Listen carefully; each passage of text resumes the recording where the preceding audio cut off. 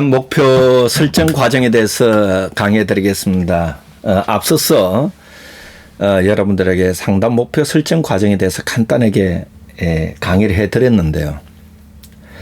간단하게 강의하고 나니까 제 마음에 좀 아쉬운 점이 있습니다.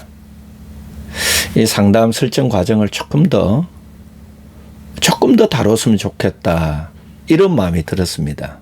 그래서 제가 여러분들에게 이 상담 설정의 과정과 단계에 대해서 설명을 해 드리겠습니다.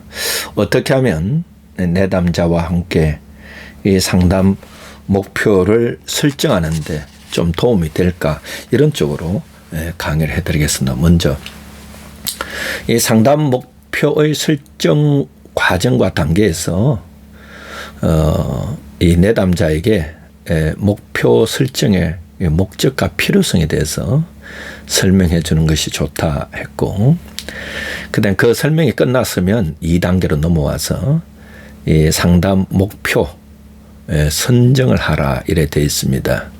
그것이 끝나고 나면 이 상담 목표가 선정이 되었으면 세워진 목표에 대해서 합의하는 과정을 이 3단계로 거쳐야 됩니다. 사실은 또 이 4단계, 5단계까지 있습니다. 이 4단계, 5단계에 의해서 다뤄야 되는 것이 있는데, 그건 제가 크게 중요하지 않아서 제가 여기서는 빼버렸습니다. 그러나 이 4단계에서는 뭐가 있는가 하면, 이 상담 목표가 이루어졌을 때에 내담자에게 나타날 이득과 유익한 점과 또한 이 어려운 점들을 또 서로 이야기하라 있습니다. 마지막 5번째는 이 상담 목표는 고정되어 있는 것이 아니라 상담에 진행되어 가다가 변경 가능하다, 이 5가지 있습니다. 4가지와 5번째 더 포함된. 그러나 저는 이 시간에 제가 여러분들에게는 다 다루기보다는, 그것보다는 오히려 제가 이 3가지에 대해서, 가장 중요한 3가지에 대해서 강의해 드리겠습니다. 이 강의는 이런 겁니다. 쉽게 말하면 이 부분의 강의는 상담 목표를 어떻게 설정할 것인가, 그 설정의 과정과 단계에 대해서 제가 설명을 하겠습니다. 첫 번째입니다. 상담 목표의 필요성에 대해서 맨 처음에 설명해야 됩니다. 사실 여러분 아시겠지만 이 내담자는 심리 상담이 뭔지 사실 잘 모르는 경우가 많습니다.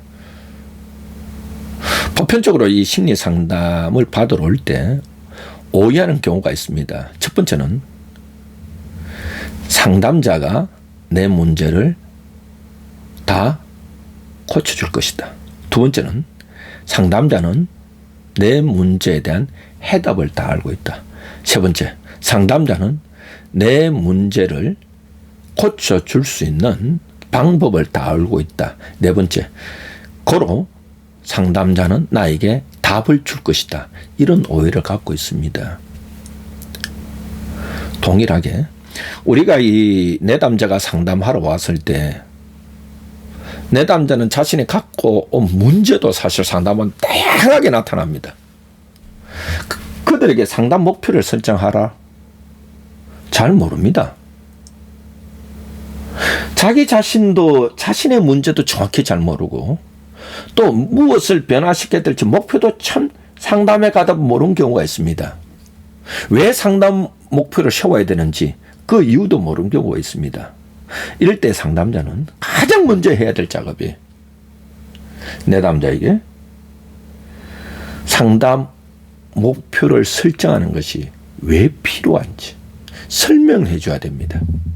그리고 이 상담 목표의 목적에 대해서 우리가 내담자에게 설명해 줘야 됩니다.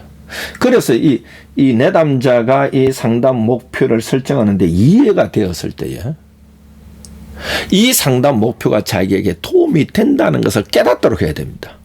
깨닫도록 해야 이 상담자와 내담자가 함께 이 목표를 세우기 위해서도 내담자도 에너지가 막 나오고 동기가 부여되고, 그러면서 상담자와 내담자 합의의 과정을 거치면서 상담 목표를 설정하게 되는 겁니다.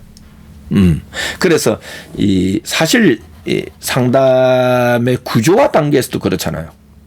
내담자에게 상담에 대해서 설명해 줘라. 내담자 역할에 대해서 설명하고 상담자 역할에 대해서 설명하고 상담이란 무엇인가에 대해서 설명해 줘야 됩니다. 동일하게 상담자는 내담자와 이 상담 목표를 설정할 때도 내담자와 함께 상담 목표를 선정한다는 것을 꼭 기억해야 됩니다. 그래서 내담자의 동의를 구해야 되고 내담자 이해를 구해야 되고 내담자와 함께 상담 목표를 이렇게 설정해 가야 됩니다. 왜냐하면 상담이라는 것은요, 구성 요소 자체가 상담자와 내담자입니다. 도구는 말입니다.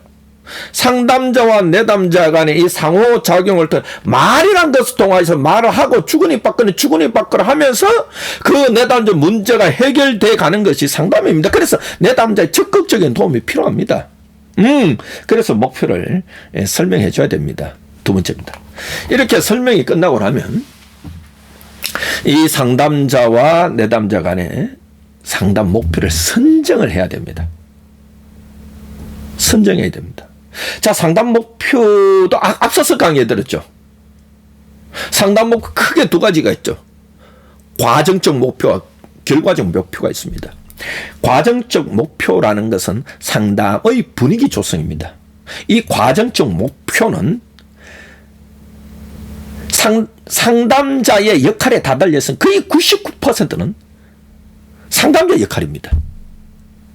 상담의 분위기가 어떻게 잘 조성되었냐에 따라서 내담자가 상담자를 신뢰하게 하고 이 상담 시간에 뭐냐면 편안함을 느낄 수 있도록 그런 분위기를 만들어 줘야 됩니다. 이 과정적 목표입니다. 또 하나가 있습니다. 결과적 목표가 있습니다. 결과적 목표라는 것은 결과입니다. 말 그대로 결과입니다. 상담이 다 마쳤을 때 결과를 보는 것이죠. 상담이 다 마쳐서 결과를 보는 것이죠. 성과라는 거 이렇게 말할 수도 있겠죠. 이 결과적 목표라는 것이 이 장기적 목표와 단기적 목표가 있다고 했습니다. 여기서 상담 목표를 선정한다는 것은 결과적 목표를 선정한다 이런 말입니다. 결과적 목표는 더 장기적 목표도 있고 그 다음에 단기적 목표를 설정한다 이런 말이죠. 그래서 이 장기적 목표는 조금 더 추상적이고 넓고 어떤 그 보편적인 이 상담 목표가 설정된다면 단기적 목표라는 것은 이번 상담을 통하여서 내담자의 문제가 해결되고 이번 상담을 통하여서 내담자가 변화하고자 하는 것을 목표라는 것이 단기적 목표입니다. 이 단기적인 목표는 꼭 세 가지가 요구 충족돼야 된다 했습니다. 구체성이 있어야 되고 그 다음에 실현 가능성이 되고 측정 가능성이 있어야 된다 이렇게 얘기했죠. 그래서 이 상담 목표가 선정을 해야 됩니다. 그것도 이 상담 목표를 선정할 때는 주로 목표적인 언어는 긍정적인 언어로 해도 무엇을 없애자 아니고 하자 긍정적인 언어로 가야 되고 또한 능동적인 언어로 사용을 해야 되겠습니다. 긍정적인 관점과 능동적인 관점에서 목표를 설정하라 이렇게 우리가 얘기했습니다. 그 다음 세 번째가 목표가 선정되었으면 상담자와 내담자 간에 이 목표를 공유해야 됩니다. 사실 이 공유란 단어가 요즘에 참 최근에 와서 공유란 단어가 많이 돼서 좋은데 예전에는 이것을 이 상담자와 내담자가 이 목표를 선정했으면 이 선정된 이 목표를 갖고 상담자와 내담자 간에 협의를 해야 됩니다. 그리고 합의에 도달해야 됩니다.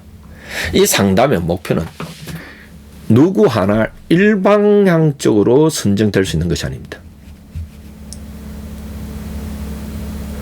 상담자에 의해서만 선정될 수 있는 것도 아니고요. 내담자에 의해서만도 선정될 수 있는 것 같습니다. 왜냐? 상담이라는 것은 상담자와 내담자 간의 상호작용에 의해서 이루어집니다.